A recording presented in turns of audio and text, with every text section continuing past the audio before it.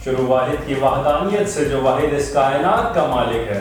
दरूद उन पर जिनके कदमों की चमक चांद सितारों पर नजर आए, जिधर से वो गुजर जाए वही राह चमक जाए, धमक जाए, महक जाए, बने रवाना की गुलजार। अस्सलाम वालेकुम नाज़रीन मोहतरम, मैं अनवर यूसुफ ज़ई प्रोग्राम डायलॉग 99 में हाजिर हूं खिदमत। नाज़रीन मोहतरम, जब कभी इंसान उदास होता है कि इंसान की तबीयत में जब कभी उदासी होती है या इंसान ज़िंदगी की दौड़ में, ज़िंदगी की मुश्किलात में जब कभी परेशानी से दो चार होता है, तो एक शोबा ऐसा है और एक चीज़ ऐसी है जो इंसान के चेहरे पे मुस्कुराहट बिखेर देती है, उसकी अंदरूनी दुनिया भी बड़ी बेहतर बना देती है। वो है मौसीकी। और मौसीकी एक ऐसा शोबा है जिसमें इंसान को बड़ी मेहनत और बड़ी तकदो करके चीज़ों को हासिल करना होता है। और ये एक ऐसा समंदर है जो समंदर के अंदर उतरता है तो तभी वो लहरों से लड़ने का हुनर सीखता है। साहिल में बैठा हुआ शख्स सिर्फ तनकीद कर सकता है, साहिल में बैठा हुआ शख्स सिर्फ बोल सकता है कि यहाँ पे ये खराबी है, यहाँ पे ये मसला है, मगर जो शख्स इस मौसीकी के समंदर में उतरता है वही जानता है इस शोबे के बारे में, इस हुनर के बारे में। कि आज हमारे प्रोग्राम में मौजूद मौसीकी की दुनिया का बड़ा नाम मोहम्मद इब्राहिम साहब मौजूद हैं, और दूसरी जो शख्सियत हमारे साथ मौजूद है वो शोबीज़ की दुनिया का बड़ा बेहतर, ऊंचा, बड़ा कद रखने वाली शख्सियत जनाब मोहम्मद खालिद शेख साहब। मैं दोनों का हदिया तशक्कुर अदा करता हूँ और मैं दोनों को खुशामदीद भी करता हूँ। और आप दोनों का आना इस डायलॉग 99 में खुदा कबूल फरमाए। बहुत शुक्रिया। अच्छा जी, मेरा सवाल जनाब मोहम्मद इब्राहिम साहब से कि सर किस उम्र से आपने मौसीकी की दुनिया में कदम रखा और किस चीज़ ने आपको मुतासिर किया इस समंदर में तैरने के लिए किस चीज़ ने एम्फसाइज किया आपको? असल में जिस जगह हम रहते थे वो इलाका दिल्ली घराना कहलाता है गायकी का। उस एरिया में हम रहते थे, तो हम जब पढ़ने जा रहे होते या कोई चीज़ वालदा ने मंगाई वो लेने जा रहे हैं तो हम देखते थे बच्चे सीख रहे होते थे, तो वो जो हम लेने जा रहे होते थे वहाँ तो पहुँच नहीं पाते थे, मेहमान चले भी जाते थे। अच्छा। हम वहीं खड़े हुए मौसीकी सुनना है, उन बच्चों को सुनना है, तो वो शौक़ बढ़ता गया। और शौक़ बढ़ता गया तो बस गुनगुनाना शुरू कर दिया। और घर वापस लौटते थे तो पिटाई होती थी कि मेहमान चले गए और तुम अब आ रहा हो। तो वजह यह है कि ये गाना या मौसीकी ऐसी चीज़ है जिसको भी इसके सुरों की मार पड़ जाए वो दुनिया में कहीं नहीं, कोई इलाज नहीं है इसका। आप क्रिकेट खेल लें, छोड़ देंगे, सिर्फ दूर से देखते रहेंगे, फुटबॉल खेल लें, कोई भी गेम, लेकिन मौसीकी एक ऐसी चीज़ है आप कहें मैं छोड़ रहा हूँ और छोड़ दिया आपने, लेकिन हटते ही आप गुनगुना रहे होंगे। ये आपके रूह से इसका ताल्लुक है, जिस्म की रग रग से इसका ताल्लुक है। बस वो हमें गुनगुनाने लगे, मोहल्ले वाले पकड़े हाथ, सुने, फिर घर पहुंच रहे, पता लग गया बाप को कि ये गाना गा रहे थे, वहाँ पिटाई हो रही है। हालांकि वो खुद शौकीन थे क्लासिकल सुनने के बाप हमारे, लेकिन औलाद को नहीं चाहते थे। बस होते होते माशाल्लाह हम 12 बहन। गायकी को आपने ज़्यादा पसंद फरमाया, इसका आपका रुझान ज़्यादा था क्लासिकल में? नहीं, देखिए मैं आपको बताऊं, मौसीकी जो है सही मानों में तो क्लासिकल है। क्लासिकल मौसीकी से सारी शाखें निकलती हैं, चाहे गज़ल गाइए, चाहे गीत गाइए, चाहे सेमी क्लासिकल गाइए, चाहे आप ठुमरी, कुछ भी गाइए, निकलेगी वहीं से। तो आवाज़ तो अल्लाह आपको देता है, दी, लेकिन अगर आप सीखेंगे नहीं तो सिर्फ आप उस हद तक रहेंगे कि जब तक आप में जान है तो आपको लोग सुनेंगे, लेकिन सीखेंगे तो। अच्छा, अक्सर बेशतर ऐसा महसूस होता है कि जो क्लासिकल गाने वाले हैं वो नीचे जब गा रहे होते हैं तो उसमें इतना बेहतर होता है, ऊपर जाके इतनी बेहतरीन उनकी आवाज़ नहीं रह पाती, और जिनके लोगों की ऊपर इतनी बेहतरीन आवाज़ रहती है नीचे नहीं रह पाती, इसकी क्या वजह है? देखें, मैं इस बारे में तो ये बताऊंगा कि कुदरत का निज़ाम है ये। बाज़ लोग होते हैं जिनकी आवाज़ बेस में होती है और वो सीखते हैं और रियाज करते हैं, तो उनकी आवाज़ ऊपर भी वैसी रहेगी, याद रखिएगा।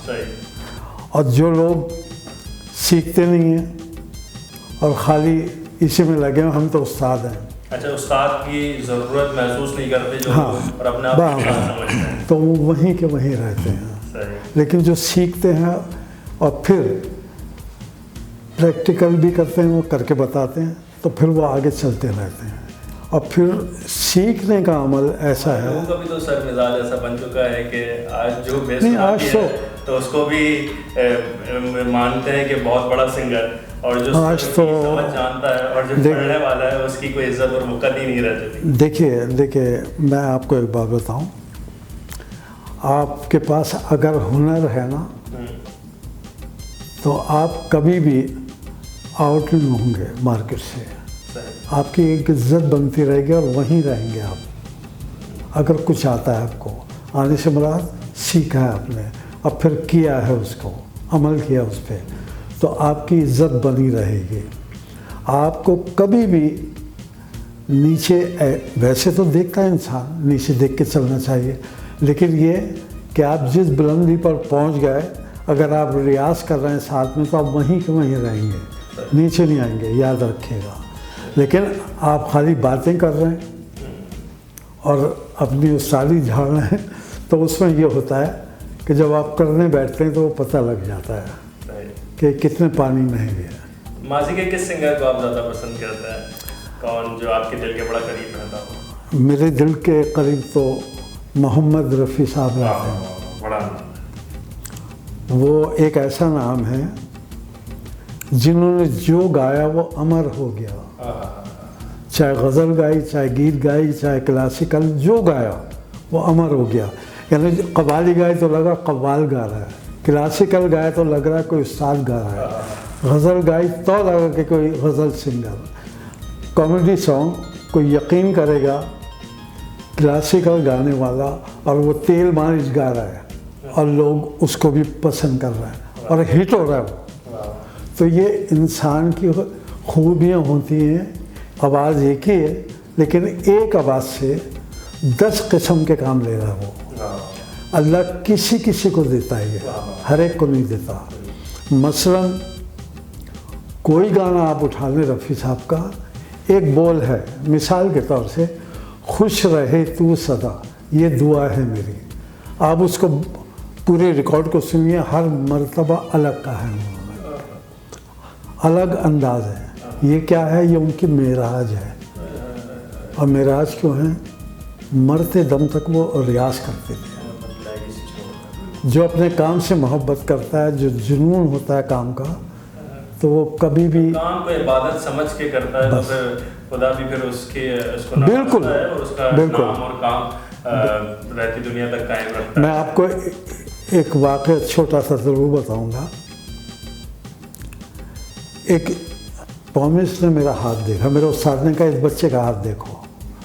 वो देखा, कहें कि क्या देखूं इसके बच्चे का हाथ? कहने के शोहरत देखो। तो देखा, कहने शोहरत तो नहीं है इसके हाथ में, इसकी लकीर, हाँ शोहरत तो नहीं है। तो मैंने हाथ खींच लिया, मैं रोने लगा। छोटा था, बच्चा था। और मैंने कहा तुम खुदा हो क्या? वो सरदार जी थे, तुम खुदा हो? कहना, मैंने कहा मेरे खुदा ने तो कहा तुम मेहनत कर, सिला देना मेरा काम है। तो उनकी भी होती है कि आज नहीं होते, तो बड़ा मारूफ जुमला। मैं आना चाहूँगा जनाब मोहम्मद खालिद शेख साहब के पास। आपका बड़ा नाम ड्रामा इंडस्ट्री में बहुत काम कर चुके हैं। पाकिस्तान में तो आपका नाम और आपका काम बड़ा मशहूर है, मगर पाकिस्तान से बाहर भी कुछ आपकी खदमात हैं जिनके बारे में बड़ा चर्चा होता है, उसके हवाले से आपसे पूछना चाहूँगा। जी हाँ, बिल्कुल, बहुत बहुत शुक्रिया। मैं सबसे पहले तो जो है, आपने बहुत खूबसूरत इंट्रो बोला, मैं आपको आपकी तारीफ़ के लिए चंद। दूसरा ये कि एजाज साहब जो इस चैनल के CEO हैं, उनका बहुत बहुत शुक्रिया कि हमें मदऊ किया यहाँ पर। और अब मैं आता हूँ आपके सवाल पर कि आपने कहा कि मैं हॉलीवुड में, ये अजीब इत्तफ़ाक़ है कि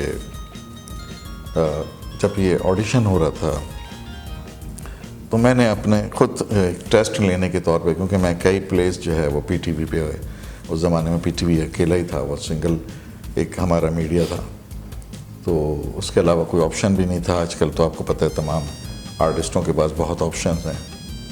तो उस वक्त हमने ये सोचा कि हम पीटीवी पे तो काफ़ी काम कर चुके हैं, अपना एक टेस्ट लेते हैं कि क्या हॉलीवुड लेवल के ऊपर भी हम काम को सरअंजाम दे सकते हैं।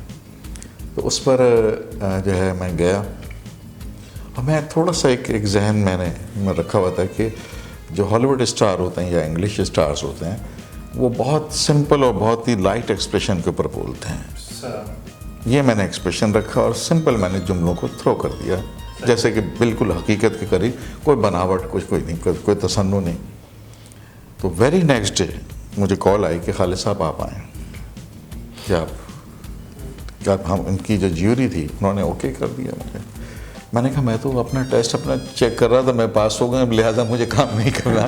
तो मैंने सॉरी किया, कहना नहीं यार ये कैसे हो सकता है। अरे मैंने कहा सर मैं नहीं इंटरेस्टेड हूँ, मैं मेरे और भी बहुत सारी मसरूफियात हैं। नहीं आपको करना पड़ेगा। अच्छा ये पता है कि जो हम आपको ऑफ़र दे रहे हैं पैसों की, तो क्या वो कम लग रहा है? मैंने कहा ऐसा है ही नहीं, कि हम इसको डबल कर देते हैं, ट्रिपल कर देते हैं। मैंने कहा पैसे की बात मैंने कब की आपसे, तो बस मेरी मजबूरी है। कहना आप कितना मसरूफ़ हैं? तो मैं उन दिनों में तकरीबन 15-20 दिन के लिए मसरूफ़ था। तो मैंने कहा सर 15-20 दिन ठीक है, डन है। इतना कोऑपरेशन। सबसे बड़ी बात ये कि वो जब आपको कास्ट कर रहे हैं तो वो आप ये समझ लें उनकी मजबूरी है फिर, और उनके जहन में ये आ गया कि ये हमारे लिए फ़िट है, तो फिर वो आपके साथ कंप्रोमाइज़ भी करते हैं, आपके साथ बड़ा ताउन करते हैं। तो मुझे बहुत मज़ा आया उनके अंदाज से, जो भी वो शूट उनके अंदाज था, जो टीम वर्क था उनका बहुत डिफरेंट। तो बहुत अच्छा एक्सपीरियंस रहा मेरा। बेहतर। आपने क्या फ़र्क पाया मिजाज में हॉलीवुड के लोगों में और पाकिस्तान के लोगों में? बहुत खूबसूरत सवाल। मैं आपको बताऊं कि ये हमेशा से मेरे ये कुछ ग्रीवेंसेस होते हैं हर शख्स के अंदर, और जब भी आप किसी चीज़ से या किसी भी शुबे से या किसी भी शख्स से प्यार करते हैं तो आप बहुत ज़्यादा जो है उसकी कोताहियाँ और गलतियों पे भी नज़र रखते हैं कि नहीं ऐसा होता तो ऐसा होता, ऐसा तो हो और अच्छा हो जाता। तो मुझे भी तकरीबन शोबिस में जो है 35 साल से ज़्यादा हो चुके हैं, और मुझे बहुत सारी जो है जो हम जिस ज़माने में हम काम कर रहे थे, जो पीटीवी का दौर था, उसके बाद फिर दौर चेंज हुआ, STN आया, NTM आया, इस तरह से बहुत सारे चैनल्स फिर आते चले गए। तो उसमें जो है उम्मीद तो ये थी कि बहुत अच्छा काम होगा, लेकिन क्वालिटी भी गिरती गई, क्वांटिटी बढ़ती गई।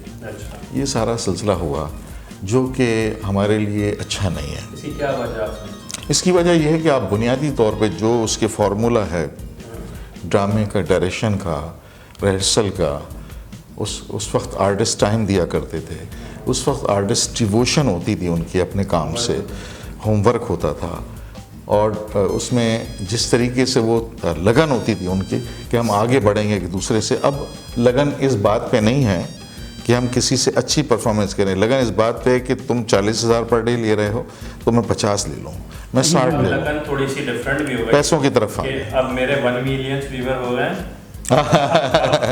वेल सेड, बिल्कुल ऐसे, बिल्कुल ऐसे ही है, बिल्कुल। तरजीहात भी तब्दील हो रही है। नाजरीन की तरफ से यही सवाल आया है कि आपने हॉलीवुड में काम किया, वहाँ के लोगों में और यहाँ के लोगों में आपने क्या डिफरेंस देखा कि तरजीहात के मामले में वहाँ के लोग किस चीज़ को तरजीह ज़्यादा देते हैं, यहाँ के लोग किस चीज़ को ज़्यादा? देखिए मैं एक बात कहूँगा कि उनकी शूट जो होती थी तकरीबन 9 बजे स्टार्ट होती थी, और हमारा कॉलिंग टाइम 8 बजे होता था, और मैं ख़ुद भी वक्त का बहुत पाबंद हूँ, बहुत पंक्चुअल हूँ मैं। मेरी तो नाराज़गी हो जाती है लोगों से 5 मिनट लेट आने पे भी, और मैं शोबिस में इस बारे में बहुत बदनाम हूँ कि क्या नाम है, जो भी मेरे साथ लोग लेट होते थे तो मैं सीधा ड्रामे से निकालता था उनको कि ये आज लेट नहीं हो रहा, ये बार बार लेट होगा और हमारी सारी शिफ्टें ज़ाया करेगा। ये देखें, लेट आने से या इन चीज़ों से जो है आपका मुकाम बड़ा नहीं होता, काम से होता है। तो मैं हमेशा टाइम पे काम किया मैंने, और अल्लाह ने भी जो है आपको जो है बड़ा मुख्तसर सा और मखसूस टाइम दिया है, उसको अवेल जितना ज़्यादा कर सकते हैं, इसमें आपकी कामयाबी पोशीदा है, मैं कहता हूँ। अच्छा, आप कैसा देखते हैं मोहम्मद इब्राहिम साहब को? भी आपके बड़े बेहतर दोस्त हैं और जी, आपकी ख्वाहिश भी थी कि मैं इनके साथ बैठूंगा, तो आपकी इस ख्वाहिश को देख के मैं बिल्कुल समझा कि आप इनके बारे में बड़ा समझ रखते होंगे और बड़े इनके मिजाज से भी वाकिफ़ होंगे, तो कैसा पाया आपने इनको? लेकिन बात यह है कि आपने जैसे कहा कि मैं इनके साथ बैठ के इंटरव्यू दूंगा, तो मैं एक बात पहले कह दूं कि अगर आप इनको बिठा के मुझे खड़ा रखते तब भी मेरे लिए एहसास एहसास ही होता। तो मैं इनसे बहुत प्यार करता हूँ। मेरा इनसे जो रिश्ता है वो मेरे ख्याल से आपका खुद भी बहुत प्यारे हैं, ये खुद भी बहुत प्यारे हैं। बिल्कुल, ये तो बात ये है, मुअर्रा हूँ हुनर से मैं सरापा ऐब हूँ अकबर, इनायत है आहिब्बा की अगरचे अच्छा वाह, क्या बात है, वाकई में हम तो इनका मैं कदरदान हूँ, ये इनका आला ज़र्फियत है। मैं ज़रा बताना चाहूँगा इनके बारे में, बागपन है, इनकी मोहब्बत है कि ये अपने उस्तादों की, बड़ों की कदर करते हैं। नहीं, इनमें है इस वक्त बड़ा फुकदान है हमारे माशरे में कि जिन्होंने पूरी ज़िंदगी लगा के किसी को सिखाया, बताया, समझाया, लोग उनकी कदर नहीं कर रहे हैं। माशाल्लाह, मकाम मिलने के बाद उनको नहीं पूछ रहे। इनमें बहुत सी खूबियाँ हैं। मैं एक खूबी हो तो गिरवाऊँ। अल्लाह ने इतना ज़हीन बनाया है इनको। डायरेक्टर तो हैं ही, एक्टर बहुत अच्छे, राइटर बहुत अच्छे हैं। एक चीज़ नहीं है, इनका वोकल बहुत अच्छा है, अंदाज़े गुफ्तगू, अंदाज़े तकल्लुम। आप देखिए, ठीक है, इस चीज़ से बड़ी वाक़ियत रखने वाला शख्स हूँ। मुझे अंदाज़ा हो रहा है। इनकी कदर करता हूँ। क्यों करता हूँ? इसलिए करता हूँ कि अल्लाह ने इनसे वालों के लिए पैगाम है, ये अल्लाह के उस्तादों ने, जिनके बड़ों ने उनको सिखाया मगर आज वो उनकी कदर नहीं करते। ऐसी शख्सियत आज भी मौजूद है दुनिया में और इस पाकिस्तान में जो एक खुला पैगाम बता रही है कि क्या अदब का रिश्ता होता है और क्या अदब का मुकाम होता है कि अगरचे किसी से सीख लिया जाए। अच्छा, ये मुकाम की अदब नहीं है, ये दिल से अदब है, ये दिल का अदब है और ये बहुत कम लोगों में देखने के लिए मिलता है। मैं बता रहा हूँ इनके बारे में। एक तो बादब बहुत है, जो सच बात है, जाहिर इनको अपने बड़ों से मिला और आपको भी, हमें भी जो कुछ दिया है, तो बेशक इनकी मैं कदर करता हूँ। क्यों करता हूँ कि इनमें बहुत सी खूबियाँ हैं। अल्लाह इनको लंबी उम्र दे, सेहत के साथ। एक बात मैं ये कहना चाहूँगा कि हमारे दोस्त, हमारे भाई जनाब इजाज़ ताज साहब ने बुलाया हमें बड़े प्यार से और बड़े अरसे से कह रहे थे, वो उनका प्यार है और आज हम आए हैं। तो एक तो उनको हम मुबारकबाद देते हैं इस चैनल की, 99 की, कि खुदा करे ये दुनिया में नाम पैदा करे ये चैनल। जी आमीन। इतना अच्छा आप काम करें, सारे मिलकर जितने लोग इससे वाबस्ता हैं, और वो भी आपका ख्याल करें और करेंगे। उनकी आदत है कि अपने स्टाफ को बड़ा अच्छा रखते हैं। उनके लिए दुआ है, ताज साहब के लिए, और एक शेर ज़रूर पढ़ूँगा उनके लिए अगर इजाज़त हो। वो ये है, आप शेर भी पढ़ें और हमें नाज़रीन की तरफ से मुतसलसल के साथ कुछ। मैं उस सवाल से पहले मैं इनके शेर के बाद जो है मुझे भी कुछ जो है इनकी शख्सियत के बारे में जो बड़े बड़े हाई वोल्टेज के ऊपर मैंने डालनी है कुछ रोशनी, तो आप मुझे भी मौका दीजिएगा। वो ये ताज साहब के लिए शेर है, चूँकि नेचर वाइज बहुत अच्छे, बड़े बाअदब, बहुत एहतराम करने वाले। अल्लाह इनको लंबी उम्र दे, आमीन, आमीन। और अपने बच्चों का साया बने रहे, आमीन, आमीन। वो शेर यह है कि ताज साहब, ये आपके लिए, जियो हज़ारों बरस, जियो हज़ारों बरस, रौनक़े जहाँ बन के, दिलों को लूट लो लोगों के मेहरबान बन के। वाह, वाह, आपके लिए बेहतरीन, बेहतरीन, बहुत खूबसूरत। जैसा इब्राहिम भाई ने मेरे बारे में कहा, क्योंकि ये भी प्यार करते हैं और हमारे ये दोस्त भी हैं, बुज़ुर्ग भी हैं, हमारे बेहतरीन मशवरा देने वाले भी हैं, साहिब मशवरा भी हैं, बहुत अच्छे मशवरे देते हैं मुझे। और मैं इनको समझ लें कि अब हमारे तो क्या नाम है फैमिली में कोई मशवरा देना, जैसे आपने बात कही तो मेरे जहन में एक भी बात गर्दिश करने लग गई कि अक्सर बेशतर नाज़रीन हम समझते हैं कि जिसने हमारी माली मदद कर दी वो हमारा मौसम है, जिसने हमें इल्म सिखा दिया, पढ़ा दिया, समझा दिया, जिसने हमें नौकरी दिलवा दी, जिसने हमारे लिए कोई मुश्किल काम में मदद कर दी, वो हमारा मौसम है। मगर सबसे बड़ा मौसम जो है वो इस वक्त में वो है जो बेहतर मशवरा है, जो इंसान को ऐसा मशवरा दे जिससे वो राह रास्त पे आ जाए, जो भटके हुए शख्स को वो राह हक पर गामजन कर दे। वो जो शख्स जो मशवरा देता है, वो मशवरा देने वाला भी इस वक्त का बहुत बड़ा मोहसिन आज़म, मैं कह सकता हूँ कि वो मोहसिन आज़म। जी आप दुरुस्त फरमा रहे हैं। बात यह है कि हमारे जो इनसे ताल्लुकात हैं, फैमिली टर्म्स भी रहे हैं, हमारे सारा सिलसिला आपस में रहा, और इस नाते हम इनके दिल में भी रहते हैं और ये हमारे दिल में है। और मैं एक बात और आपको ऐड कर दूं कि इसमें कि ये वाहिद जो है बर सग़ीर के जो बहुत बड़े गुलकार मोहम्मद रफ़ी साहब के ये वाहिद शागिर्द भी हैं।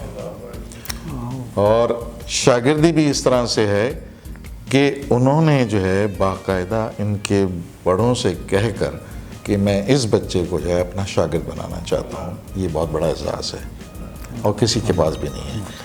दूसरी बात ये कि ये ख़ुद जो है ना माशाल्लाह इन्होंने जो 55 साल जो अपने आप को कंसिस्टेंसी के साथ रखा है, ये बहुत बड़ा कमाल है, बहुत बड़ा कमाल है। आम बात नहीं है। बड़े बड़े आते हैं और गायब हो जाते हैं, तो इनकी सबसे बड़ी बात ये है कि ये एक तो वक्त की बड़ी उन्होंने कदर की और वक्त के मुताबिक ही चले, और इन्होंने जितने भी इसमें इसरार और रमूस होते हैं मौसीकी के, उन सब को जो है इन्होंने उसको अबूर किया है। माशाल्लाह माशाल्लाह। मैं एक बात अक्सर कहा करता हूँ फरहीम भाई से कि आप जब शो में खड़े होते हैं उसके बाद दिल ही नहीं चाहता किसी और को सुने। ये इनका कमाल है, इनकी आवाज़ का कमाल है। इनके तो हुनर के तारीफ जितनी की जाए वो कम है, मगर ये आपके ऊपर अवार्ड ये जाता है कि आपकी हुस्न समात है कि आप आला बोलने वालों और आला गाने वालों को पसंद फरमाते हैं। जी। ये इंसान का पढ़ना भी बेहतर है, मगर पढ़ने का हुनर हर किसी को नहीं होता। मैं आपको एक होता है, मगर उसने समाज भी बहुत कम लोगों के अंदर होती है। एक बात मैं और कहूँगा कि बात यह है कि हम तो उन सब से प्यार करते हैं अपने कौम्स में जितने भी पाकिस्तानी हैं जिनमें थोड़ी सी भी रमक है, टैलेंट है। हम तो कोशिश करते हैं कि हम अपने मुल्क का सासा आगे बढ़ाएं। लोग हंट करते हैं दुनिया में कि जी हम किसी तरीके से अपना जो है कोई ऐसा नाम पैदा कर लें जिसकी हम गुन गा सकें। हमारे यहाँ तो टैलेंट बिखरा पड़ा है, लेकिन वजह यह है कि उनको ट्रैक नहीं मिल रहा। तो फरहीम भाई हुए, मैं हुआ, हम तो अपने जितने भी मुल्क के दोस्त हैं, जो नहीं भी हैं दोस्त भी, और अचानक कोई आ भी जाता तो हम यकीन करें उसके साथ खड़े हैं, क्योंकि वो हमारे मुल्क का सासा बनेगा, नाम बनेगा, मुल्क का नाम होगा ना। मैंने तकरीबन 150 आर्टिस्ट जो हैं पाकिस्तान टेलीविज़न को दिए हैं, 150 आर्टिस्ट, और कभी किसी को इनकार नहीं किया कि कोई भी आया मैंने कहा है कुछ कर सकते हैं, जी मैं कर सकता हूँ, करें।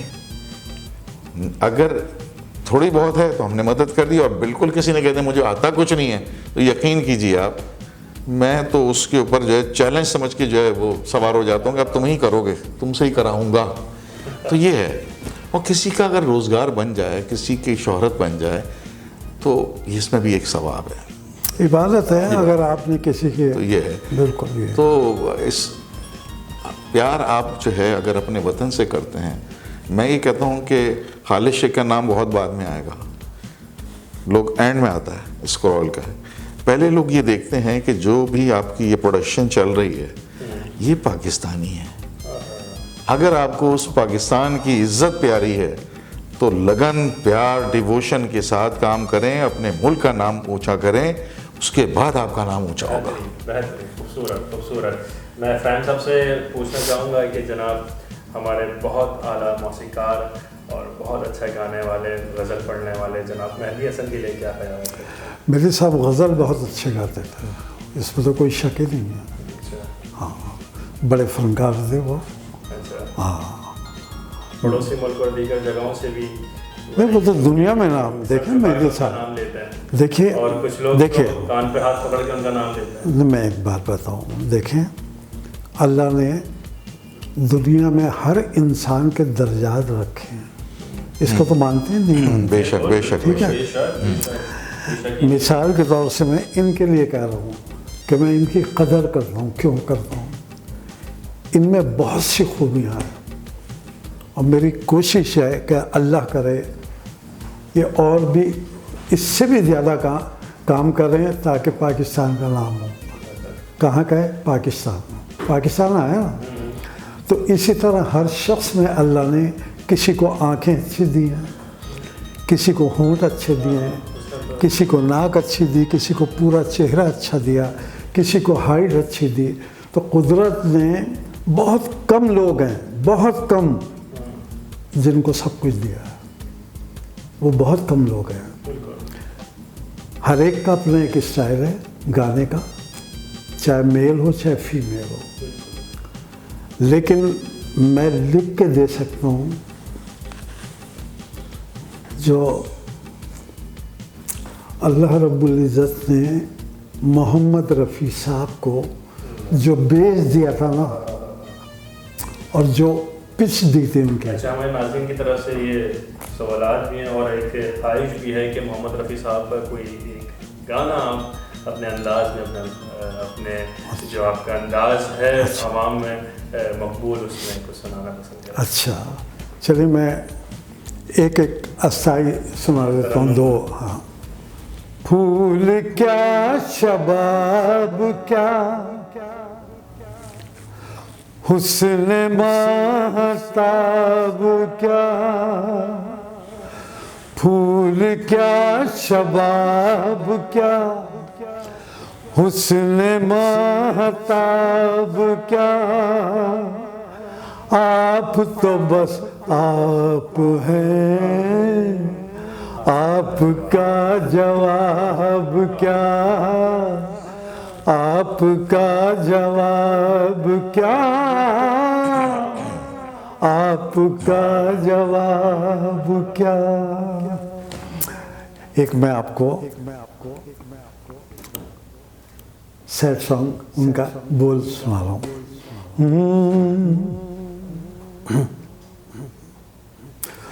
खुशी रहे तू सदा ये दुआ है मेरी, खुश रहे तू सदा ये दुआ है मेरी, बेवफा ही सही, बेवफा ही सही, दिलरुबा है मेरी, खुश रहे,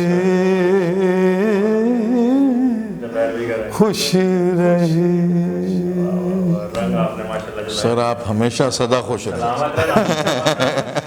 अल्लाह अल्लाह अल्लाह हमारे पाकिस्तान को सदा खुश रखे और इस शहर का नाम रोशन करता है और इनका काम मैं समझता हूँ रहती दुनिया तक कायम रहेगा और बढ़ चढ़ के बोलेगा। इन्होंने अपने बचपन से लेकर और इस उम्र के हिस्से तक सिर्फ एक ही बात अपने ज़बान में रखी है कि अगरचे नाम बुलंद हो और रोशन हो तो इस वतन अजीज़ का हो, क्योंकि इस वतन अजीज़ ने बड़ी कुर्बानियाँ दी हैं। इस वतन अजीज़ के जवानों ने, इस वतन अजीज़ के बूढ़ों ने बड़ी कुर्बानियाँ दी हैं इसको हासिल करवाने के लिए। इसी के साथ अपना ख्याल रखेगा और तब तक के लिए हमें इजाज़त दीजिए। आपसे फिर मुलाकात होगी एक नए प्रोग्राम में एक नए अंदाज के साथ। तब तक के लिए अपने बाकायदगी के साथ और बेहतर अंदाज के साथ ख्याल रखना है। अपने मेज़बान अनवार खान यूसुफजई को इजाज़त दीजिए। अस्सलाम वालेकुम। खुदा करे कि मेरी अर्ज़ पाक पर उतरे वो फसल गुल जिसे अंदेशे ज़वाल न हो, यहाँ जो फूल खिले वो खिला रहे यूं ही, यहाँ को गुजरने की भी मजाल न हो।